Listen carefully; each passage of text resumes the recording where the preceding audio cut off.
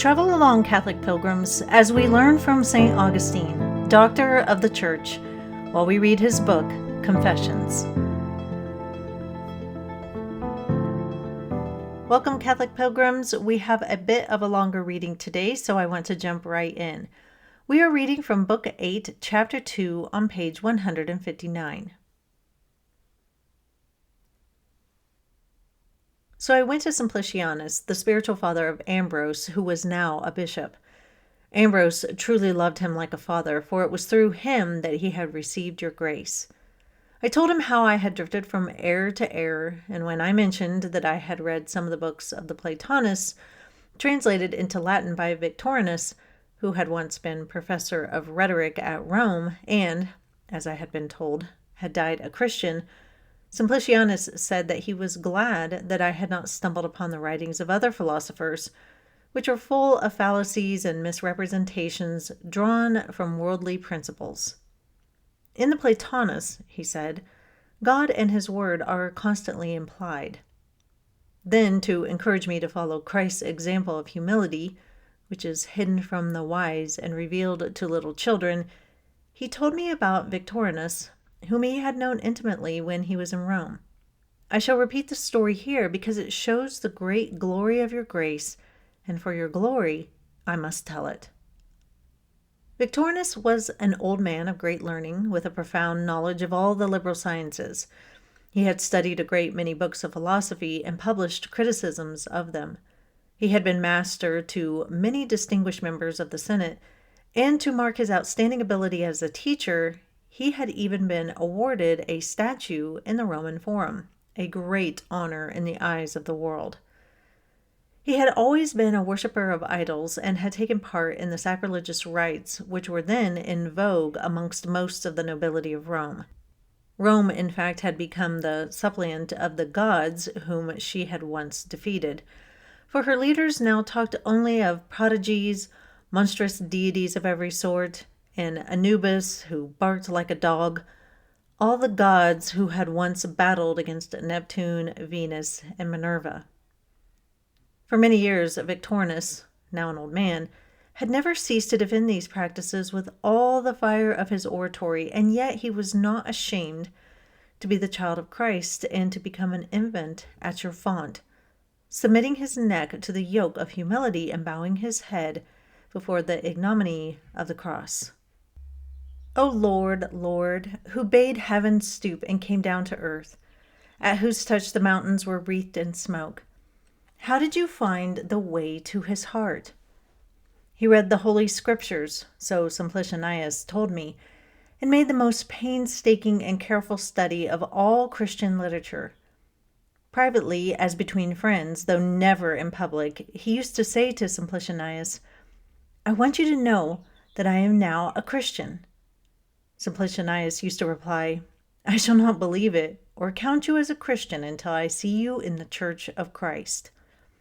At this, Victorinus would laugh and say, Is it then the walls of the church that make the Christian? He often repeated his claim to be a Christian, and each time Simplicianus gave him the same answer, only to receive the same rejoinder about the walls. He was afraid of offending his proud friends who worshipped heathen gods, and he thought that a storm of hostility would break upon him from the peak of their Babylonian dignity, as though it were from the cedars of Lebanon, which the Lord had not yet brought down. But later on, as a result of his attentive reading, he became resolute. He was seized by the fear that Christ might deny him before the holy angels if he was too faint-hearted to acknowledge Christ before men, and he felt himself guilty of a great crime, and being ashamed of the sacraments instituted by your word in his lowly state, whereas he was not ashamed of the impious rites devoted to those proud deities whom his own pride had led him to follow and accept.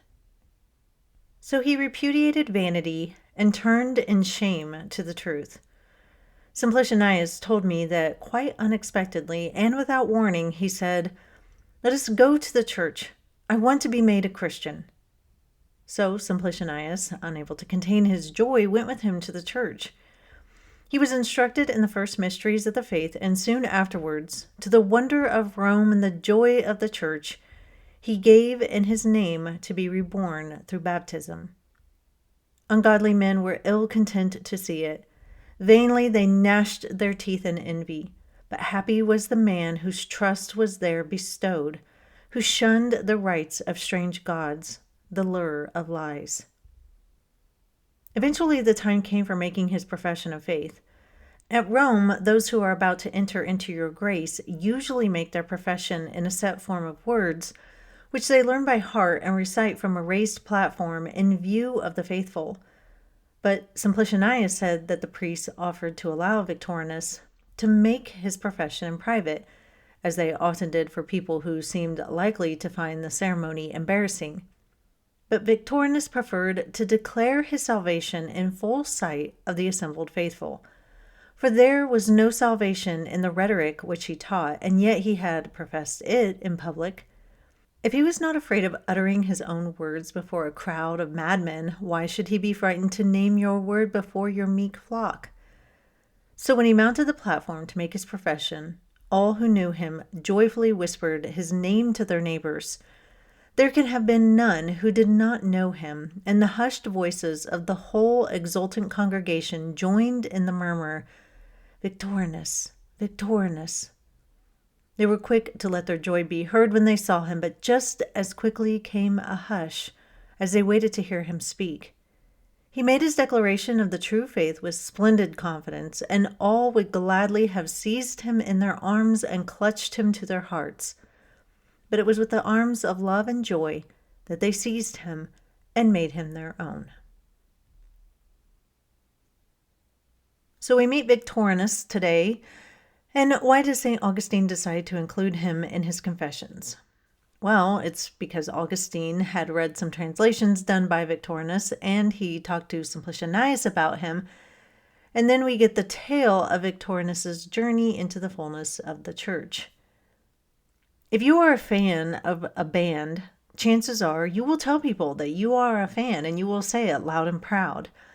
I could talk your ear off about all the bands that I like, and I wouldn't be embarrassed or ashamed to tell you. If you are a sports fan, chances are you wear t-shirts promoting your favorite team or teams. You might have baseball hats or flags for your house. Even if your team is bad, you will probably still defend them. I wear my K-State Chiefs and Royals gear all the time, and I don't care about offending anyone. Like your team, if that's who you like, and I'll like mine. When it comes to the faith, though, a lot of people are embarrassed or timid about professing themselves as Christians. Or if they do, they profess it almost as an apology. In our modern day culture, we've been lectured over and over that our faith should be a private matter and nobody wants to hear it. But that just isn't true. We are an evangelizing faith, and we should always be ready to profess our faith without apology. More than anything else in the world, we should never be embarrassed to profess our Catholic faith. We hear that Victorinus struggled for a while to really come into the full fold of the church because he was afraid of offending his friends. St. Augustine writes, quote, "He was afraid of offending his proud friends who worshipped heathen gods, and he thought that a storm of hostility would break upon him from the peak of their Babylonian dignity." Unquote. Thankfully, though, we go on to read that he became resolute and declared his salvation in full sight of an assembled crowd. We don't need to be braggy, obnoxious, or fake about our faith in Jesus Christ. We just need to be good witnesses and always be ready to give an account for the hope that is in us. That is all for today, Catholic Pilgrims. Have a good rest of your day, and until we meet again, live the faith boldly and travel well.